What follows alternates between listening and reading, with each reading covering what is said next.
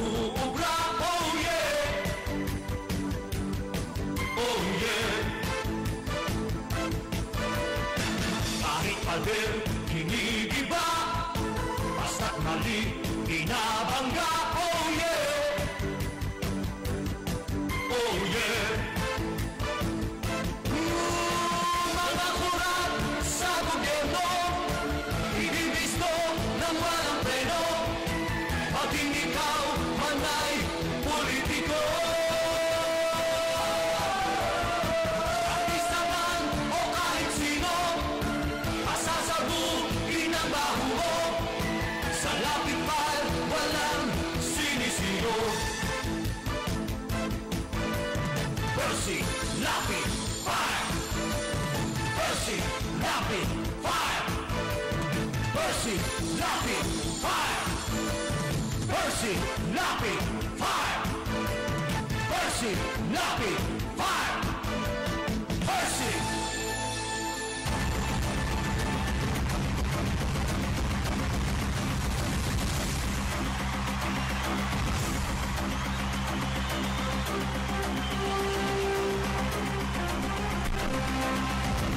Magandang umaga po mga kaibigan. Ito po si Percy Lapid. Ito po naman si Peter Palastas. Muli po tayo mag-aanyaya hanggang alas 10 sa pagtatanghal ng ating palatuntunan. Natatampukan ng mga pagtalakay sa mahalagang issue na ating pong pag-uusapan. Siyempre po, maaari kayong tumawag sa amin sa mga nais po magbigay ng reaksyon. Ang ating pong landline sa ating impilan ay 4120288. Maaari din po kayong tumawag sa 997-7589 at ang ating text line po ay 0917-798-8910.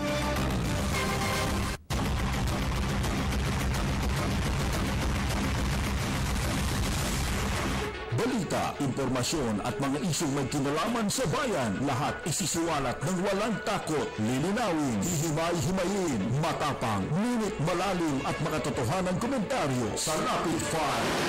Rapid Fire, kasama si Percy Lapid.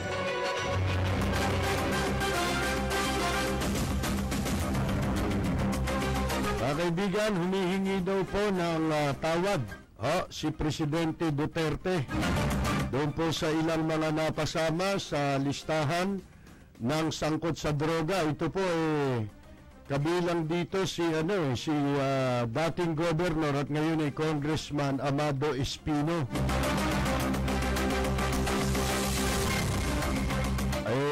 Isipin ninyo mga kaibigan, maganda sana yung gesture ng ating Pangulong Rodrigo Duterte sa paghingi niya ng tawad kung talagang may pagkakamali. Bakit ba hindi? Hindi ba?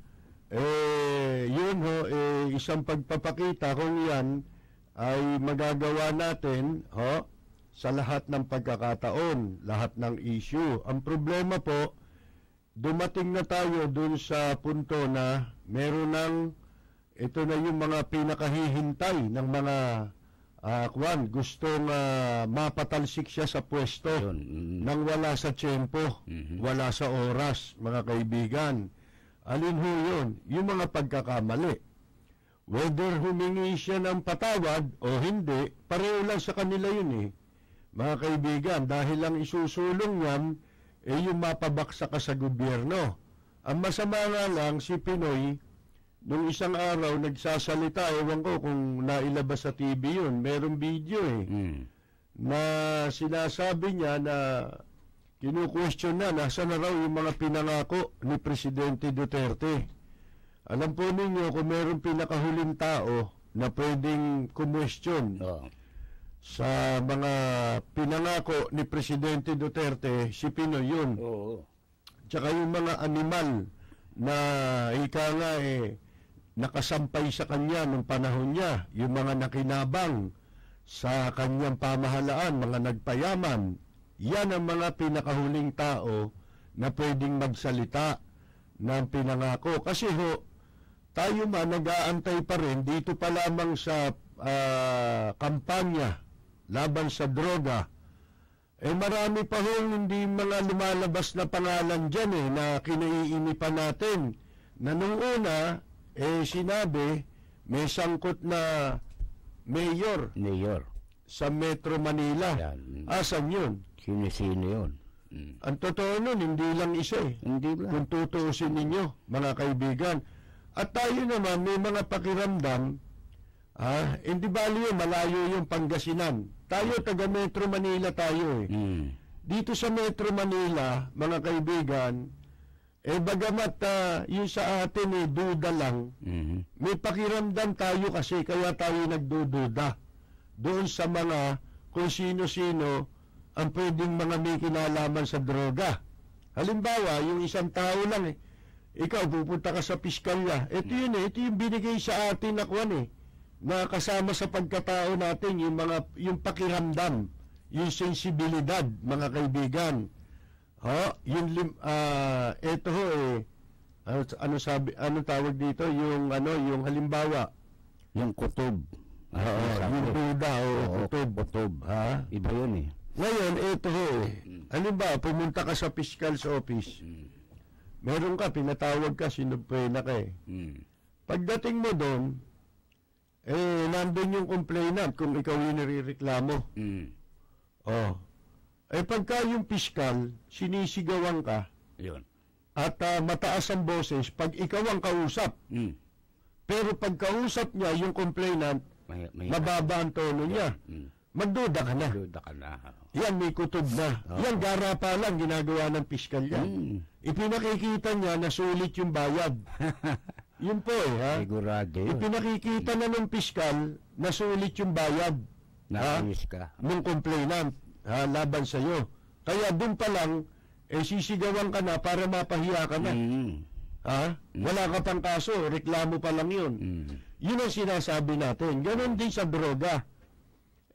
Paano sa Maynila, halimbawa, nung panahon ni Mayor Lim, hindi namang ganyang katalamat ang naging problema sa droga. Kaya nga nung isang araw, nung pagkatapos na sabihin ni Presidente Duterte na ibinigay niya raw yung listahan sa AFP, kinabukasan si ERAP nagpalabas ng ng press release na gagamitin niya raw yung mga sundalo para mag-lecture sa mga eskwela. Sino ka? Inuunahan niya para magbukas siyang bida at kunyari sumusuporta. Pero ang totoo, itinatanggal niya yung sarili niyang bida. Bakit to? Wala naman siya kapangyarihan sa sundalo Paano siya magkakaroon ng kapangyarihan sa sundalo? Hindi ka naman presidente. Kung makapagsalita ka, dahil mo pa si Duterte. Si Duterte, nagbigay lang ng listahan siya raw gagamitin niya yung sundalo para magturo sa mga estudyante sa paaralan tungkol sa droga. Mga kaibigan, yan ang sinasabi nating may duda ka na Bakit to? Meron siyang gustong pagtakban Ayan. At saka kung mapapansin ninyo, sa Maynila, mahina ang kampanya laban sa droga. Hindi niyo ba napapansin?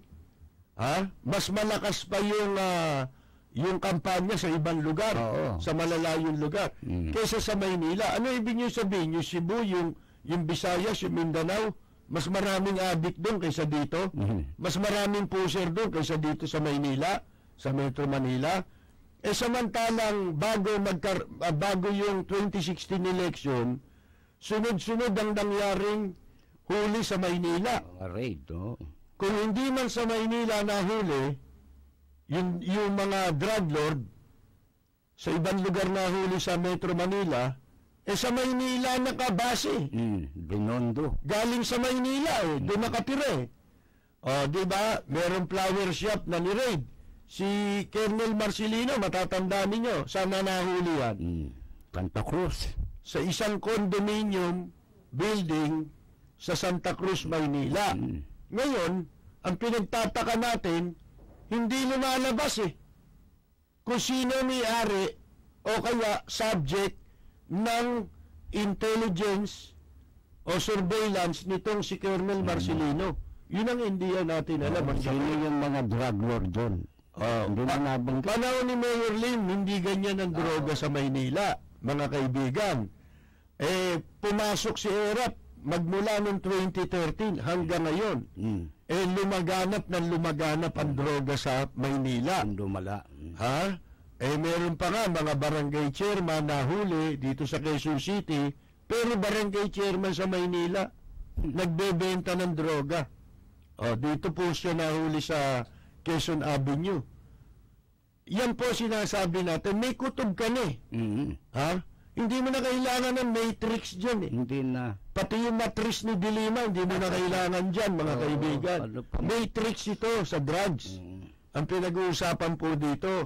Ngayon, lumalabas po, sabi ni Presidente Duterte, nagkamali ng pagkakasama dun sa pangalan ng mga personalities, kaya siya humingi ng tawad. Dahil meron daw may mga putol may mga hindi maipag-ugnay na kung saan bahagi ng intelligence yan. Baka daw ito ay bunga lamang, kaya napasama mga pangalan, dahil lamang sa sa paninira ng iba na gustong siraan yung isinasangkot sa droga. Yan ang masama po. May problema tayo pagdating doon. Bakit ho, mga kaibigan? Unang-una, walang karapatang magkamali ang presidente. Ha? Bakit ho? Merong resources ang presidente. Yan nga, kasama dyan yung intelligence community. Ha? Kasama sila dyan. Bakit ka magkakamali sa lawak ng intelligence community? Lahat ng law enforcement agency o tanggapan ng gobyerno, resources yan ng gobyerno, ng presidente natin. Walang karapatang magkamali ang presidente kung ang lahat ng information, kino-consolidate. Yun nakakataka ron. At pwede talagang mangyari, mga kaibigan, na mapalusutan tayo ng mga sinasabing naiinggit kung hindi natin alam ang dahilan. Hindi natin alam ang dahilan. Pero bago po natin ipagpatuloy yan, meron tayong report. Meron daw saksakan ngayon sa New Bilibid Prison. Hindi ko alam kung saksakan ng pangit po ito o saksakan ito. Sino nasaksak? Alamin po natin ang report mula po kay Jojo Sikat. Jojo, come in please.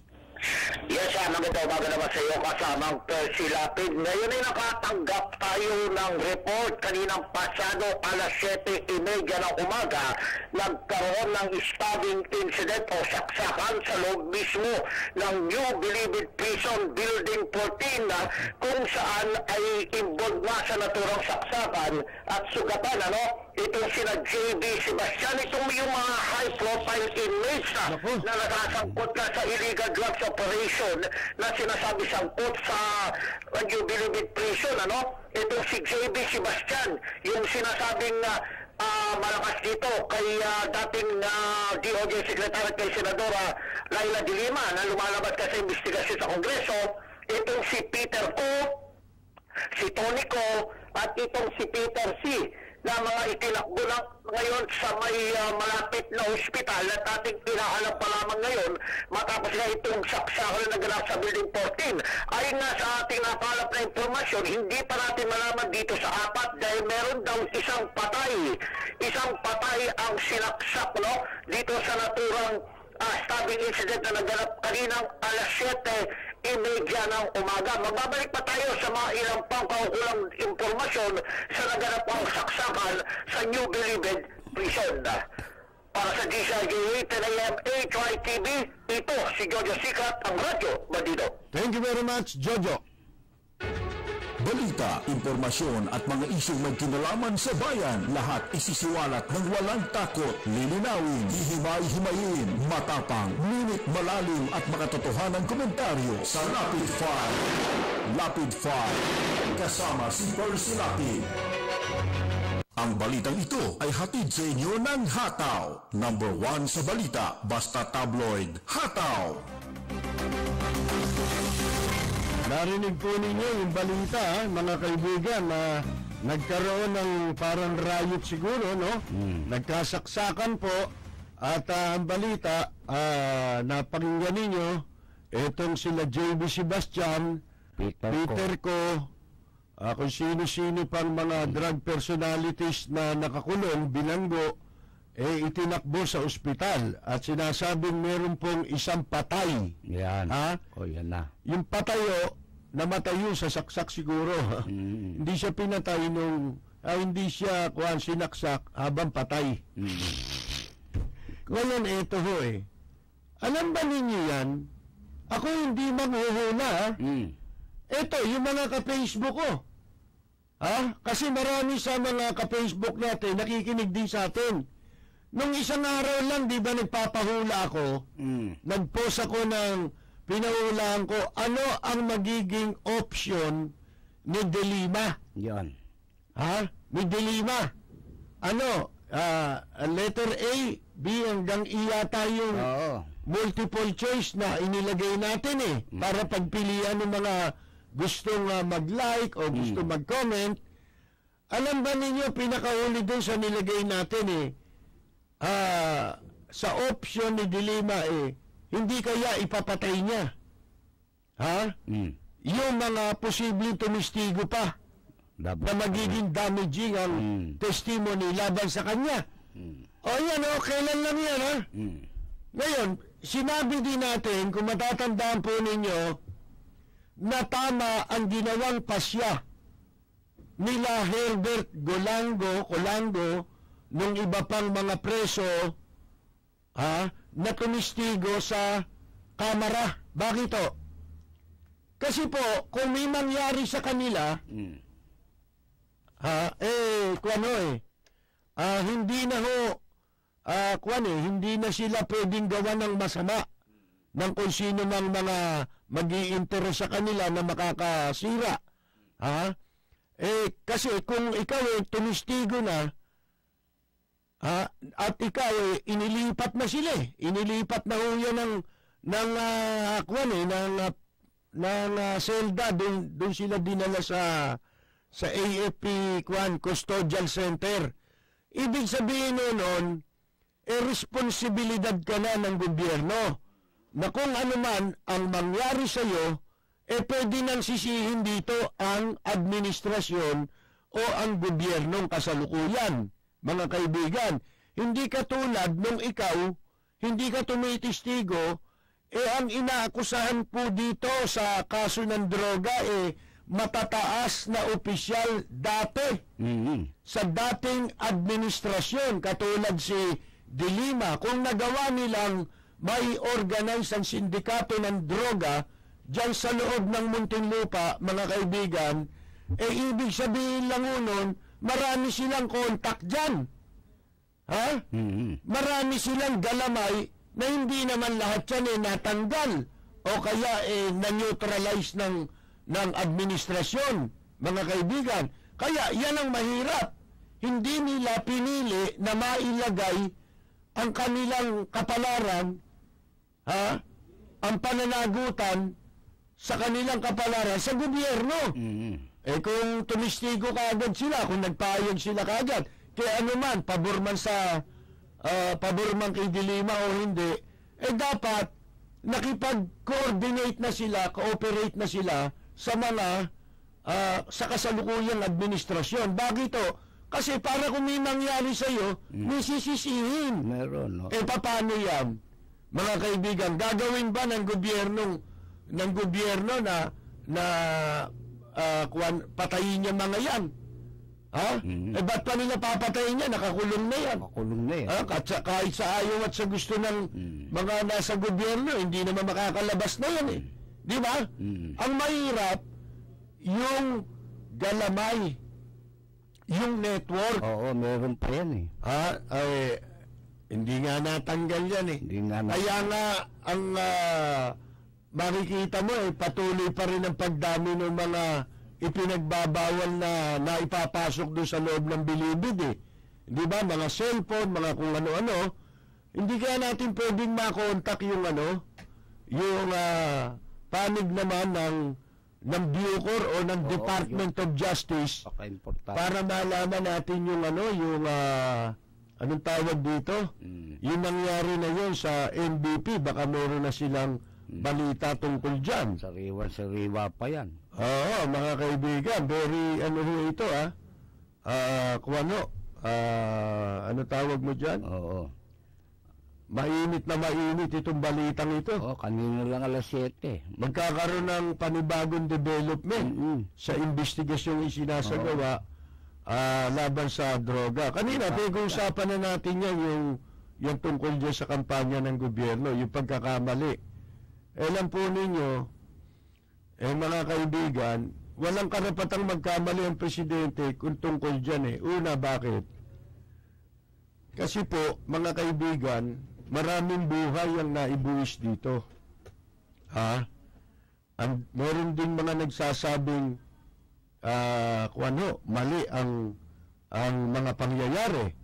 Yung mga hinuhuli, sinasabi na hindi naman lumaban, ayon sa kanilang pamilya, hindi naman lumaban, pinatay. Pero wala naman mangyayari doon kasi hindi naman sila mga prominenteng tao. Kamukha nitong si Governor Espino. Ano pa ang isang pagkakamali ron? Magduda na tayo sa mga nakapaligid sa atin. Yan ang sinasabi namin. Unang-una pa lang dahil masisira ang Pangulo natin kung hindi natin babantayan na nakikipaglukuhan lang yung iba rin. Duterte. Alam ba ninyo sa totoo na, di ba nagsalita si Presidente Duterte? Huwag ninyo kanyang iaharas yung mga nasa media.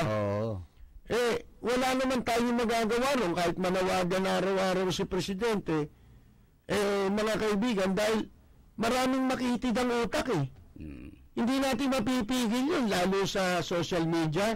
Hindi mo mapipigil, hindi pa naiimbento yung paraan paano mo masasala yung mga yan. Yung panartiko Basta ang gusto lang niya, pupurihin mo lang si Duterte. Pagka hindi yan nakarinig ng maganda, akala niya kahit na pabor kay Duterte, pero hindi maganda ang dating sa kanya, akala sisira mo si Duterte, kaya babanatan ka na. Maraming ganyan mga nagmamarunong na hindi marunong, nagmamagaling na hindi naman magaling. Mga kaibigan, kita ninyo, yan nangyari yan, ano ibig sabihin? Ang sabi pa nga ni Presidente Duterte, baka lang yan, sinisirahan lang. Kaya napasama mga pangalan. Pagpalagay natin, sinisiraan, ano ibig sabihin? May problema tayo sa mga nakapaligid sa atin. Ano ang dapat gawin ng Presidente ngayon? Yun ang importante. Hindi na maalagay. Nandyan, humingi na ng paumanin. Okay. Pero ano ang dapat na maging inisyatibo ng Presidente ng Pilipinas para hindi maulit ang pagkakamali? Dahil seryosong bagay ito. Meron tayong mga isinasaalang-alang dito, buhay ng tao. Bakit tayo naaalarma? Bunganga na ng bunganga yung mga nasa simbahan. Kung ano-ano sinasabi, yun daw yung mga drug addicts, pwedeng magkanlong doon sa mga simbahan. Sabi ni Oscar Cruz. At itong simbahan, kunyari, nagmamalasakit sa human rights ng mga tao, mga kaibigan. Kunyari lang yun.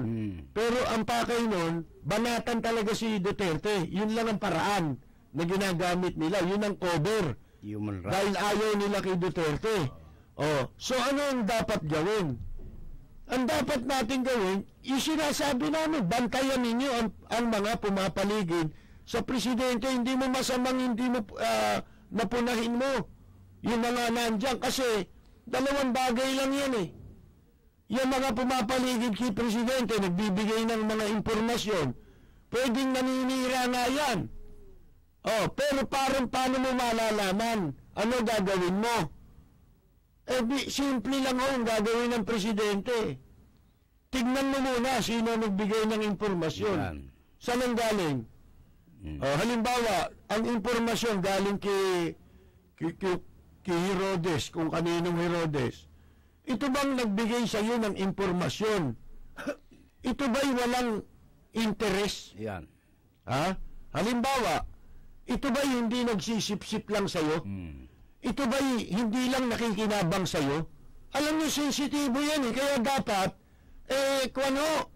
pag-aralang mabuti, pati yung pinanggagalingan ng information. Meron nga dyan, mga information na, pero magtataka ka, hindi kasali. Sa listahan eh. Mga kaibigan, may tawag tayo sa line 1 mula po kay Ginang Leti Jimenez. Magandang umaga po. Hello. Opo. Yeah, Kuya Percy, ganito ha. Darating tayo dyan sa nangyari sa Bilibid. Gusto ko lang ipaalala ulit sa iyo yung nangyari sa Luneta. Kasi ang intention dito talaga ay yung suporta ng nakararami sa Maynila, yung mga Chinese, mga pera na kayang magbayad, yan ang gustong makuha ng kabila ni Mayor Lim. Now, hindi ka ba nakahalata? Ito, hindi ba nung dapat mag-apology noon si Pinoy? Ngayon, anong ginawa? Di ba si Estrada ang pumunta ng Hong Kong at siya ang nag-apology, di ba? Hindi, yan talagang voluntary niyang ginawa. Napilitan siya. Why? Dahil, ito pa isa. Pangalawa, sinabi ni Bato na itong mga nangyayari ng mga droga, ang karamihan ay sa Hong Kong, di ba? Ngayon, nagpunta itong si si Estrada sa Hong Kong. Sa madaling sabi, talagang ang ang pinakamataas na kaya nagkaroon tayo dito ng mga droga din, may kinalaman itong si Estrada. Na hindi mo talaga maulan dahil mahirap yan mapiya yan Ngayon, dito naman sa nangyari sa Bilibid, di ba 3 silang nagsaksakan? Ay, hindi pa rin natin alam. Alright, hindi naman masasaksa kung walang kasama di ba? Lalo na kung walang panaksak. Hindi natin alam. So, ganito yung aking... Bilib na ako kay Mrs. kay Dilima. Alright. Kasi yung tapang ni Dilima nung pumapasok dyan, sinasaksak din siya Pero sinasanggan niya lang Alright, ganito. Lumalaban Alright, ganito lang. Mag-isip na lang kayo sa sasabihin ko. Kasi yung mga ganyan, merong isa dyan na gusto nang kumanta. Maiipit si Dilima. Ngayon, ang alam ko dyan, yung pinakamalapit kay Dilima, na talagang bata niya dyan, nagkainitan yan. Kaya nagkaroon ng ganyang insidente, Kuya Percy. Titingnan natin. Pwede lahat yan. Pwede, pero huwag na tayo mag-speculate kasi abangan natin.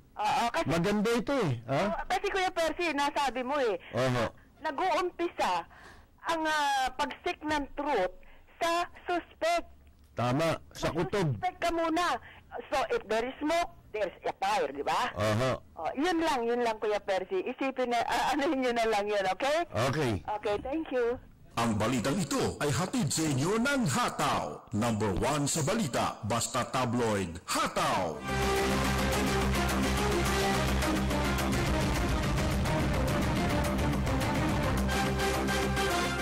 Okay mga kaibigan, pakinggan natin ang follow-up report ni Jojo Sikat. Kaugnay pa rin ng naganap na insidente dyan po sa loob ng New Bilibid Prison. Jojo, come in please.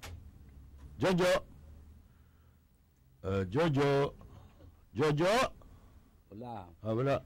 Jojo? Nang silitan ng mga miyembro ng Special Action Force at SAP o itong opisyal ng SAP, itong apat, si JB Sebastian, Peter Ko, Tony Ko at Vicente C, nagulat sila dahil nagsashabu itong mga ito sa loob. Kaya nung alas 7:40, tinangkang pigilan ito, hindi maganda yung pagkadating ng isang Tony Ko. At sinaksak nga itong opisyal ng SAP na inaalam pa natin yung pangalan. At doon ay nagkaroon na diniklarang patay na itong si Tony Ko at itong si JB Sebastian at si Peter Ko ay agad namang itinakbo sa medical center ng Muntinlupa City. At itong si Vicente C naman ay itinakbo sa ospital ng Muntinlupa na kapwa sila nasa building 14 at ngayon ay inaalam pa ng pamunuan ng New Bilibid Prison kung ano nga yung paano nakakuha nga ng drugs itong mga ito at nang sawayin ay sa halip na itumigil sumugod nga itong si Tonico at pinangpang sinaksak nga itong yung isang opisyal ng Special Action Force. Magbabalik pa tayo lang sa mga ilang pang detalye. Ito naman si JB Sebastian ay nasa condition, nasa maayos na raw na kondisyon, ano? At sabi nga rito, kinakailangan buhay ito si JB Sebastian dahil malaki ito magiging kanyang papel para sa nagaganap na pagdinig nga sa Kongreso. Dahil ito ay inililink nga dito kay Senadora Laila de Lima noong ito pang Department of Justice. Babalik pa tayo sa ilang pa impormasyon na kaganapan ng stabbing incident sa New Bilibid Prison. Para sa DZJ 10 AM, A-Try TV, ito si Jojo Sikat, ang Radyo Bandido. Maraming salamat. Yan po si Jojo Sikat. Hindi pala kundi nahuli pala sila. Naaktuhan sila kaninang umaga na habang nagpapat session at siguro na bad trip. Tawag doon, di ba, na bad trip? Nung nasita sila ng pulis. Hindi nila akalaing maaktuhan sila. Napraning siguro. Nanaksak. Pero bakit may shabu? Yun ang dapat na malaman dito, mga kaibigan. Saan ang galing yung shabu? Akala ba natin sap na ang dyan, ang nakabantay dyan. Kala natin mawawala na yung mga pribileyo nilang ganyan na nagagawa lang dito sa labas. Yung nakakapag-shabu sila. Hindi ba iniharap pa sa media yan? Na parang mga maamunto pa, magkakasama yan, di ba? Nakasakay sa bus. Kasama si na hinarap yan ng Philippine National Police. Malaking drug lord yan. Mga kaibigan, yan po ang sinasabi natin ngayon. Abangan natin yung mga tungkol dyan sa pangyayari niya. Bago tayo magpatuloy, ilan po muna ang mahalagang mensahe mula po sa ating impila. Magbabalik kami pagkatapos lamang ng ilang saglit.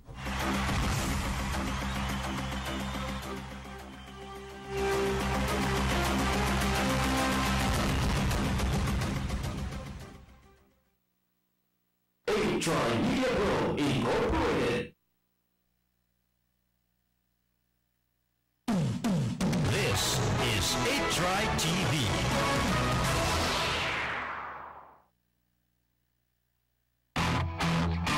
RJFM 100.3 in cooperation.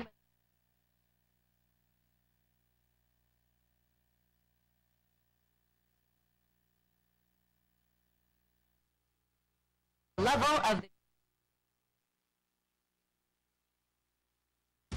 Manatiling nakatutok sa DZRJ 810 AM, A-Try Media at A-Try TV, Cable Link Channel 7. This is A-Try TV.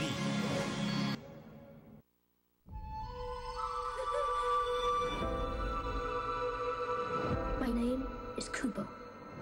I look after my mother mostly. What was father like? He was just like you, strong and so handsome. Ugh, mother. I use magic to tell stories. If you must blink, do it now. About epic battles, warriors and monsters. But I had no idea my stories were actually true. We've been looking for you for so long. Mother! Kubo, you must find your father's armor. It's your only chance. Kubo! Who are you? Your family is very powerful. Your mother used her magic to save you and bring me to life. I'm here to protect you, Kubo. And that means you have to do as I say. Don't mess with the monkey. Have you seen this crest before? Of course. This is a miracle. I have found the son of my master.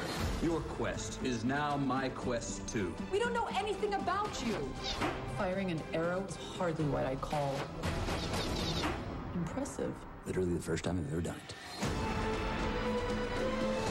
Your magic is growing stronger. You need to learn control. Don't touch anything. He did it. I got this. I don't got this. Claim your birthright, Kubo. Give this story a happy ending.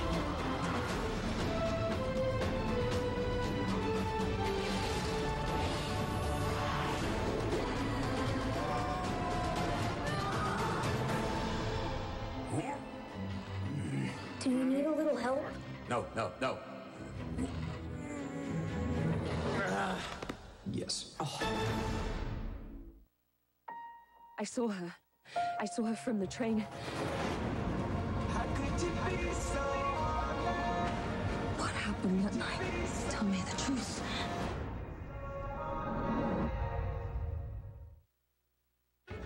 Balita, impormasyon at mga isyong may kinalaman sa bayan, lahat isisiwalat ng Tuloy po tayo mga kaibigan, nasa linya po natin ngayon ang Public Information Officer Head. Siya po ang Chief ng Information Office ng Bureau of Corrections, si Ginoong Sammy Del Rosario. Magandang umaga po, Mr. Del Rosario. Hello? Mr. Del Rosario? Ayos, sir. Magandang umaga po. Magandang umaga po naman sa ating mga tagapakinig. Opo, tatanungin lamang po namin, baka meron na ho kayong kompletong detalyeng na ibabahagi sa ating patungkol po din sa di umano'y nangyaring insidente ngayong umaga dyan po sa loob ng Bucor. Okay, nagkaroon po ng stabbing incident dito sa building 14 natin, no? Kung saan as information na nakarating sa ating opisina, meron 4 na inmates ang involved dito. So, initially, ang mga nasugatan po ay itong si Peter Ko. Siya po ay nakulong dahil dun sa violation of Section 15, Republic Act 6425. No? Opo. Si Tony Ko po, nakulong dahil sa kasong carnapping at kidnapping for Si JB Sebastian, pasok po ito dahil sa kidnapping for ransom, carnapping. Opo. At meron ditong isa, si Vicente C. Opo. So, ito pong tatlo, si Peter Ko, Tony Ko, Sebastian, ay itinakbo po natin na sa pangunguna ng SAF sa Medical Center Muntinlupa o MCM. Opo. Samantalang itong si Vicente C, idinaan dito sa Jubilee Prison Hospital sa loob ng maximum security. Siya po ay kaagarang chinek-up at meron na po siyang referral papunta sa ospital ng Muntinlupa. Ayun. Ano po ba nangyari? Paano po naganap yung... Wala pa pong initial report na binibigay sa ating tanggapan ang investigation section. Sa kasalukuyan po silang nandun sa Building 14 upang alamin yung mga pangyayari. Kanina may natanggap na kaming information daw na nagsasagawa daw ng pot session yung pong mga inmate. Tapos natunugan yata ng mga SAP at nung pasukin, nanlaban yung isa ron. Ganun po. Aalamin po natin yung buong detalye ng information. Kaya nga po yung investigation section natin, kasalukuyang nagsasagawa po ng investigasyon. Alam na po ng ito, Department of Justice? Sigurado pong alam na po. Yung mga ganitong insidente po, automatically ito po ay ini-inform ng Bucor sa ating DOJ. Sino po nagsasagawa ng investigation dyan? Ang SAP po ba o ang PNP ng Muntinlupa? Pagka ganito po mga insidente, ito po yung sakop ng Bureau of Corrections. No? So ang Bucor po magsasagawa ng investigation. Ang SAP din po, pwede silang magsagawa ng sarili nilang investigation. So kung sino man po ang may kasalanan, investigation section ng Bucor magsasagawa ng kaukulang state charges kung sino man po ang dapat managot. Ayun. Okay, alamin na lang namin yung mga detalye maya siguro sa ibang programa dito po sa ating impilan. Salamat po, Mr. Del Rosario. Okay, maraming salamat din. Yun po si Ginoong Sammy Del Rosario, siya po ang Chief Information Officer ng Bureau of Corrections.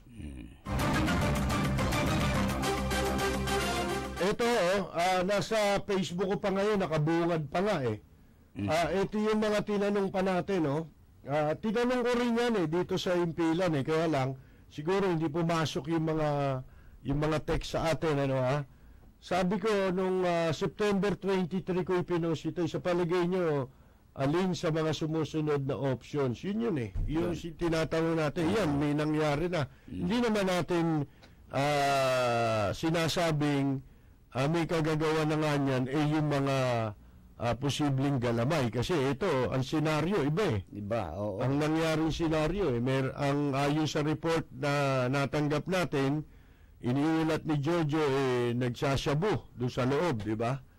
Dinatnan ng mga SAP, tapos nanlaban nung sila pinatitigil doon sa kuwan. Napraming yata. Wala naman na baril. Mahirap mag-speculate ng maaga pa kasi hindi natin alam kung ano ang punot dulo nito mga pangyayaring ito, mga kaibigan. Kaya walang pinakamaganda niyan kundi isubmit na nila yung kanilang sarili sa jurisdiction ng pamahalaan na sila tumistigo. Para ma-preserve yung... bibigyan naman sila ng protection di ba yung iba nga, dinala pa sa custodial center ng Armed Forces of the Philippines, mga kaibigan. Kasi kung may nangyari sa iyo dyan, pwedeng gawing option yan ng mga taong maiipit dito lalo na mga may pera yan, may mga influencer rin yan.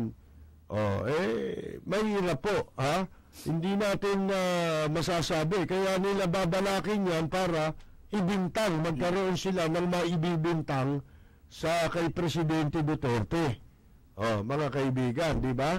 Pwede rin siguro ang gobyerno natin for a while, lalo may nangyari ng ganyan, pwede naman silang ilipat muna, di ba?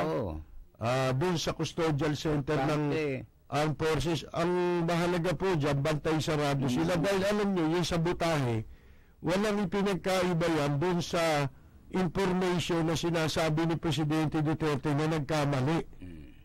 Walang pinagkaiba yan Alam nyo, ang isang nakaupo sa gobyerno, meron na tayong leksyon dyan sa panahon ni Marcos. Ito nga, magtataka kayo, si Rogoberto Tiglao, dating mataas na opisyal ni Gloria ito.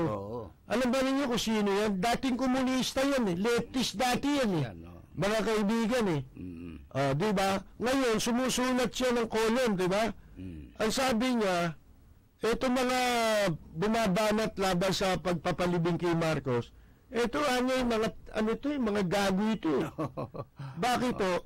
Kasi yung mga pinagsasabi nila, mga pawang hindi totoo. Dahil ang talagang nag-demonize kay Marcos, yung nagtulong yung komunista at saka yung mga oligarchs para mapabaksak si Marcos. Kung matatandaan ninyo, doon sa mga, ito mga bata-bata pa siguro, o kaya, ang talagang sakit ng mga Pilipino, yung makakalimutin para doon sa mga yan, alam ba ninyo na si Hubito Salonga,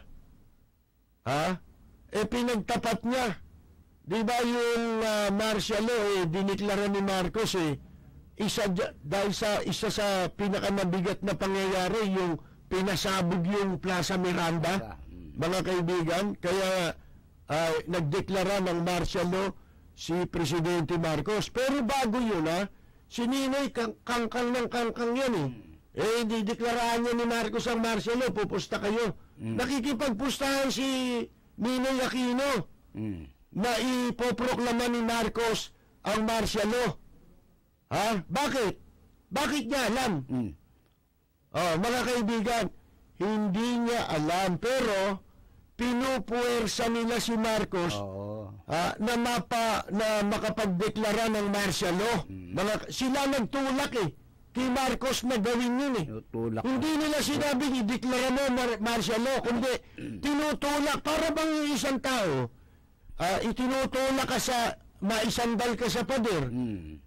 Kahit aso, pag itinulak mo, isandal mo sa pader, mananagat yun, mga kaibigan. Ganun po ang senaryo kahit ngayon.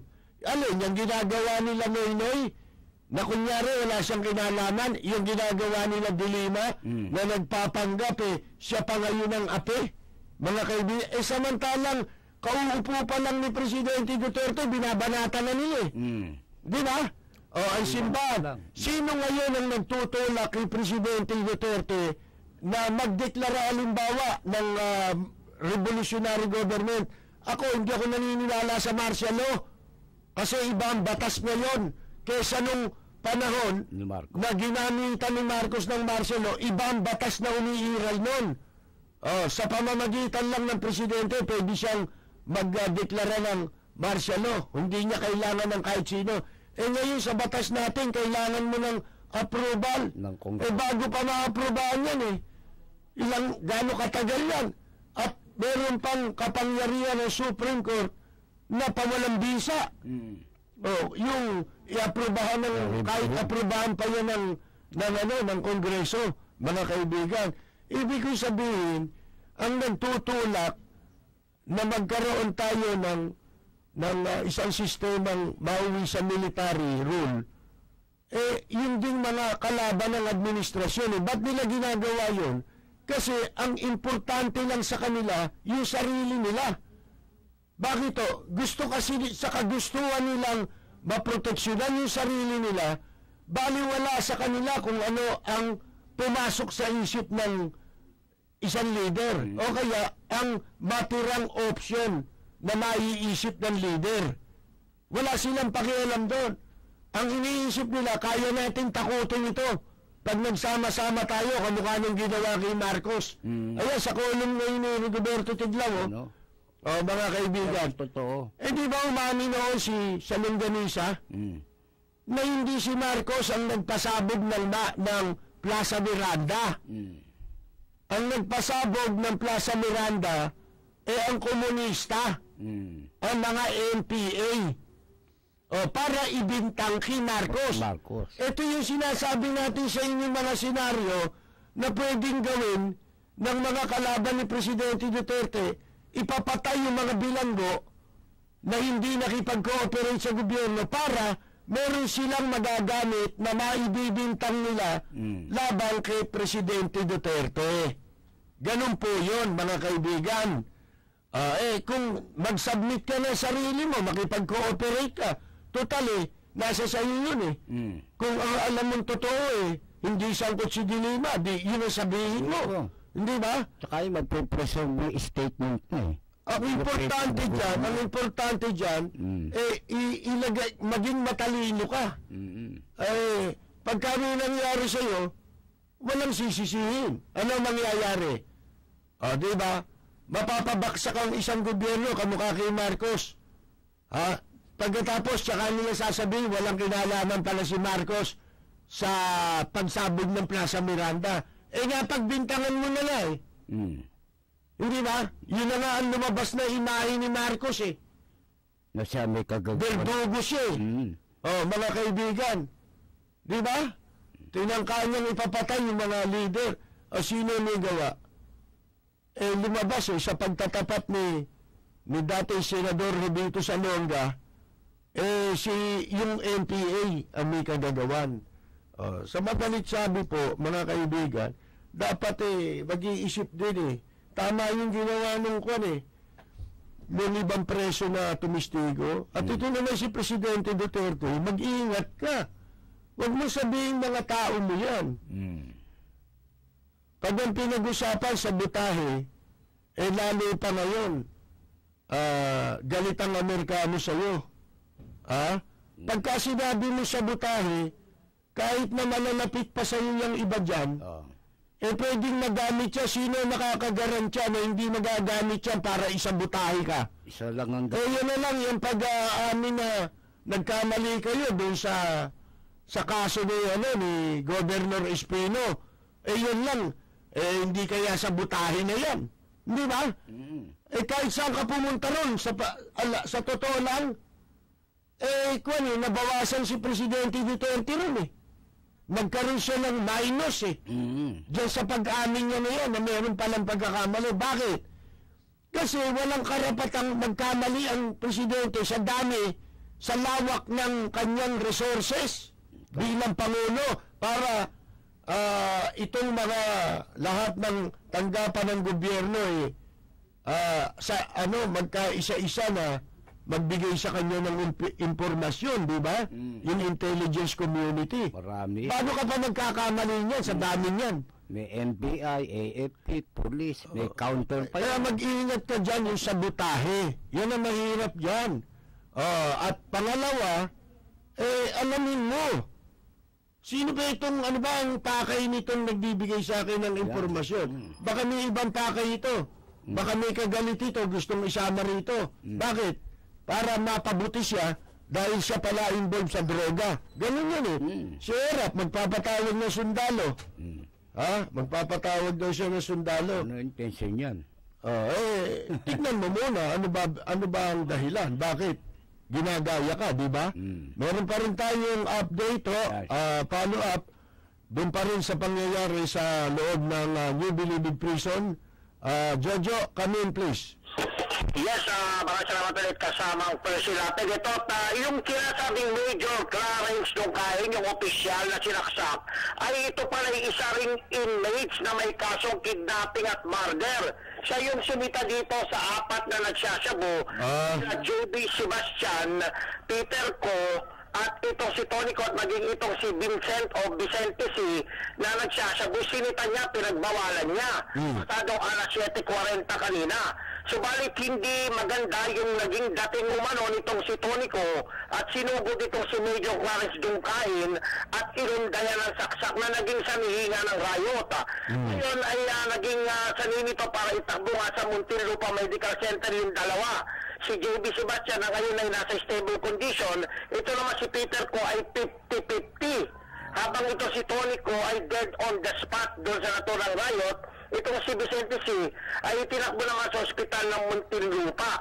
Sa ngayon ay inaalam pa ng mga otoridad, ng Special Action Force, kung paano nakalusot itong mga shabu, no? Tama nga yung sinabi nitong si DOJ Secretary Vitaliano Aguirre na 90% lamang yung kanilang mga na babantayan dyan na para hindi nga makalusot itong shabu, pero mukhang may mga naitago pa ito. Talagang yun na yung kanilang pinag-aaralan. Paano na namang na merong shabu na maaaring ito hindi yung mga ginawang mga nakaraang pag-check nila ay maaaring hindi ito nakita at itinago, no? Kaya yun yung dahilan, droga na naman. Nagsasabu nga pa at sinaway nito si Major Clarence Dungkain na nauwi nga sa riot na ikinasawi nitong si Tonico. Yung Major, buhay pa yun? Buhay pa? Sino? Yung Major? Sino? Yung Major, Dungkain. Sugatan siya, no? Sugatan. Pero yung Major Dungkain na isang inmate ay sugatan. Tapos si Tonico patay, si Peter Co 50-50 ngayon sa Muntinlupa Memorial Center kasama nito si JB Sebastian nasa stable condition na. Ito si Vincent C ay nasa hospital naman ng Muntinlupa, itinakbo. Matapos na ito naganap na riot kaninang alas 7:40 sa New Bilibid Prison. Babalik pa tayo sa mga ilang kaganapan at detalye na naganap po stable na stabbing incident dyan sa may New Bilibid Prison sa may Muntinlupa. Para sa DCRJ 10 AM, 8YTV, ito si Jojo Sikat, ang Radyo Bandido. Thank you very much. Yun po si Jojo Sikat. Patay na po yung si ano pangalan nun? Peter C. Peter C. Puro Peter kasi. Peter Co. Yung Peter Co, 50-50 naman. Yung Peter mo. And Peter Co, iba. 100%. Yan po mga kaibigan, ewan natin kung anong kalalabasan nito ngayon, makakatestigo pa ba ito si si JB Ejercito. Buhay. Importante ngayon yan para ma-preserve yung testimony niya. Kung sino gusto niya isigaw dyan o ano. Ngayon, ang masasabi po natin, mga kaibigan, doon tayo tumingin. Si Presidente na nga mismo nagsasabi doon sa mga makikitid ng utak, yung mga kailangan bumili ng flashlight, itapat sa tenga para lumiwanag yung utak. Huwag kayong masyadong marahas doon sa mga media. Wala kayong pakialam doon kasi unang-una, ang nakiki-opinion lang kayo sa inyong nabalitaan. Pero yung mga pinagmula ng mga balita, hindi nyo alam. Ang may alam nun yung media. Kaya kung ako sa inyo, magbibigay na lang kayo ng sarili nyong pananaw, hindi yung para insultuhin ninyo yung mga media. Kasi kung kayo nagpe-Facebook lang kayo, nagko-comment lang kayo sa Facebook, ano alam nyo, paano siya nagkaroon ng ganong balita? Wala kayong alam doon. Paano niya kinuha yun? Nagsikap yung tao eh. May pinagugutan nyo, kayo wala eh. Ha? Mga kaibigan, kayo masyado maras. Ang tignan nyo, yung mga nakapaligid, nandiyan si Dino. Bakit buong pamilya nandiyan na? Ha? Mga kaibigan. Dahil basta siya nag-file ng Certificate of Candidacy, paano yung qualification? Qualified ba kayo? Yan ang sinasabi natin. Tingnan mo si Freddy Aguilar. Ayun. Pumupuntir yan ng pwesto, hindi naman qualified. Hindi na disqualified naman, mga kaibigan. Isipin mo, nagmamagaling eh. Ha? Ano raw? National Culture for the Arts. Oo. Mga kaibigan. Akademya. At ang gusto niya pa, gawin departamento, kagawaran. Mga kaibigan, yung tungkol sa arts, music, mga wala nang trabaho mga musician dito, lalagyan mo niyan. Saan mo kukunin yan? Hindi yata ang tunaralaman. Akala niya siguro, pag sinabi mong pwedeng magtayo ng departamento, hindi mo naisipin saan kukunin ng budget. Wala eh. Iba yung mataas ang tama. Ha? Mataas ang tama. Baka kasama ito sa kuwan na dapat matukhang.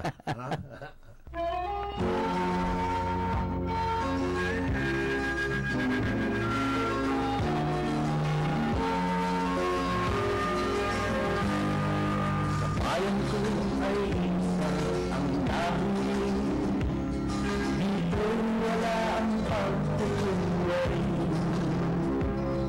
Hindi patatayin, sadyang kilala sa daigdig, may pagkakaisa sa bawat nais. Mga kaibigan, kami po ay pansamantalang muling magpapaalam. Ito po si Peter Palastas. Ang tabayanan po susunod agad ang programang Kasangga Mo ang Langit ni Ray Langit. Ito po si Percy Lapid. Babalik kami bukas sa ganito rin oras sa timpilan. Maraming salamat at magandang yumaga! Martin Dinyo. Ang pag-ibig ay tunay, dito sa bayan ko, dito'y makikilala mo. Ang isang kaibigan nagmamahal sa'yo.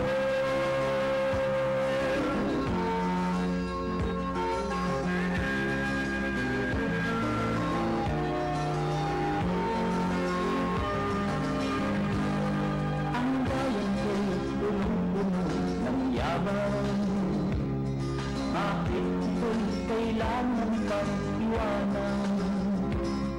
Hindi nga anong sarap mabuhay ng buong ganap sa bayan mo, sumapit lang iyong wakas. Dito sa bayan ko, lahat kami ay pantay, walang niyang aabit, ang pag-ibig ay tunay. Dito sa bayan ko, dito'y makikilala mo ang mga kaibigan nagmamahal sa'yo.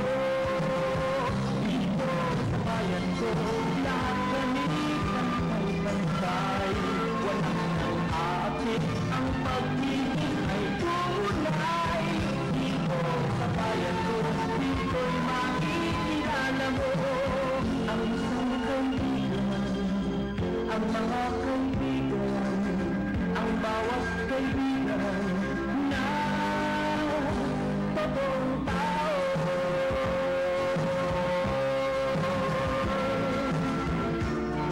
Dito sa bayan ko.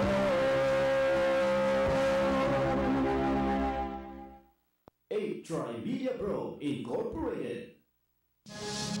This